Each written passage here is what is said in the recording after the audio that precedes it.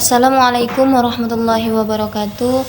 Alhamdulillahirabbil alamin wa bihi nasta'in wa ala umuri dunya waddin wa ala alihi wasahbihi ajma'in, amma ba'du. Yang terhormat Ibu dosen Ria Maharani SPDI MPD, saya atas nama Melati dari kelompok 5 menjelaskan tentang makalah yang berjudul Kalimat Efektif dalam Bahasa Indonesia. Menurut kajian, kalimat efektif dapat diartikan sebagai kalimat yang mengungkapkan satu gagasan utama secara tepat, hemat, jelas, dan mudah dipahami oleh pembaca dan pendengar. Misnawati Duduk menyebutkan bahwa kalimat efektif dalam bahasa Indonesia adalah kalimat yang dapat mengungkapkan gagasan pemakaiannya secara tepat dan dapat dipahami secara tepat pula. Selain itu, dalam buku karya Kalimat Efektif atau Struktur, Gaya, dan Variasi, disebutkan bahwa buku tersebut ingin menawarkan keterampilan dan kemahiran memakai bahasa Indonesia secara efektif, terutama dalam tulisan. Dari pengertian di atas, dapat disimpulkan bahwa kalimat efektif memiliki karakteristik A. Mengandung satu gagasan utama yang jelas. B. Struktur sintaksisnya tepat atau sesuai kaidah bahasa Indonesia. C.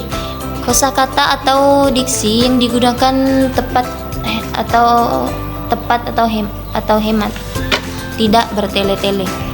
D. Hubungan antar unsur dalam kalimat atau subjek, predikat, objek, keterangan, runtut, dan logis. C. Tidak menimbulkan multi tafsir atau ambigu.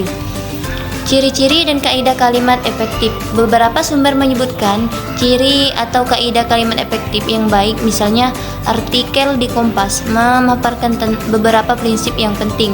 Struktur jelas, pilihan kata sederhana, logis, dan tegas.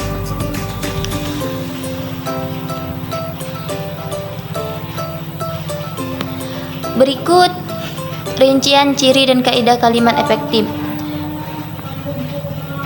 Ciri-ciri 1. Ciri-ciri kalimat efektif. Beberapa aspek yang sering muncul sebagai ciri-ciri kalimat efektif adalah 1. Kesepadaan struktur. Unsur-unsur kalimat atau subjek, predikat, objek, keterangan seimbang dan profesional. 2. Keparalelan atau kesejaraan bentuk. Unsur-unsur senada dicampakkan senada atau misalnya lebih cepat, lebih efisien, lebih murah. 3. Kehematan kata. Tidak menggunakan kata atau frasa yang berlebihan, menghindari redundansi. 4. Kecermatan diksi. Pemilihan kata yang tepat makna dan konteksnya. 5. Kelogisan. Hubungan antara klausa atau unsur kalimat masuk akal dan buntut. 6. Ketegasan makna. Gagasan utama langsung dan fokus, tidak membingungkan pembaca. Beberapa penelitian mengurai ke dalam aspek-aspek kesepadanan, keparalelan, kehematan, kecermatan, kelogisan.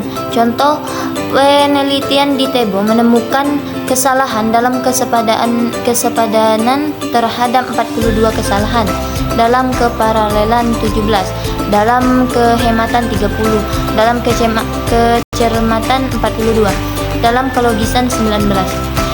2. Kaidah praktis penyusunan.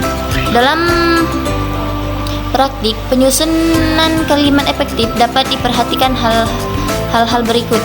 1. Gunakan struktur sederhana dan jelas atau SPOK atau klausa utama dibantu klausa anak jika diperlukan. 2. Pilih kata yang tepat dan hindari ambigu atau istilah yang tidak perlu. 3. Hindari pengulangan kata atau frasa yang tidak perlu atau redundasi. 4.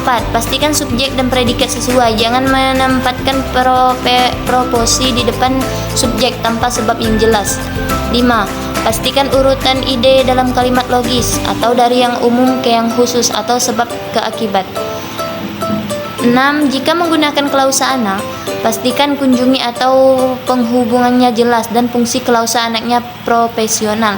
7.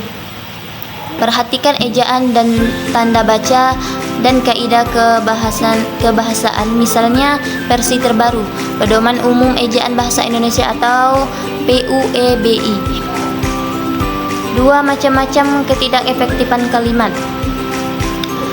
Meski demikian, banyak tulisan yang masih memuat kalimat tidak efektif. Berikut beberapa jenis umum ketidakefektifan berdasarkan penelitian. 1. Ketidaksepadaan struktur. Misalnya, kalimat yang subjeknya didahului proposi secara tidak tepat, atau elemen unsur kalimat tidak lengkap, atau ketidakparalelan atau kesejajaran bentuk. Misalnya, rangkaian frasa atau klusa yang bentuknya tidak senada. 3. Ketidakhematan kata. Penggunaan kata yang berlebihan atau pengulangan yang tidak perlu. 4. Ketidaklogisan atau ketidakjelasan. Gugasan dalam kalimat tidak mengalir logis, terkesan menggantung atau ambigu. 5. Kesalahan dalam diksi atau ejaan. Kata yang tidak tepat makna atau penerapan yang tidak sesuai dengan kaidah. Contoh hasil penelitian dalam studi mahasiswi, dari 250 kata, hanya 79 yang efektif, sedangkan 171 kalimat tidak efektif karena faktor-faktor di atas. Cukup sekian, lebih dan kurangnya saya mohon maaf. Wabillahi taufiq wal hidayah. Wassalamualaikum warahmatullahi wabarakatuh.